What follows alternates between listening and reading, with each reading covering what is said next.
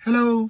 Gusto kong sagutin yung tanong ng ating follower na magkano ba yung cost of living na pagtira ko dito sa bansang ito as single na wala yung pamilya. Alright guys. Yung kotse ko kasi dito, $496 yung monthly payment ko niyan. And then yung life insurance ko every month is $100. 40 yung sa death and then 60 yung sa savings niyan. For future naman yan. And then yung kotse na insurance ko, monthly niya is $238.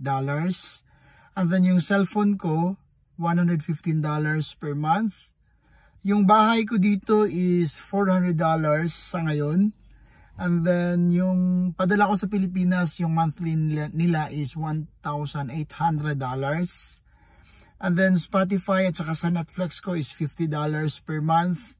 And then yung car wash ko, ito is $50 per month. And then yung food, $400 sa isang buwan. And then yung RRSP ko is $150.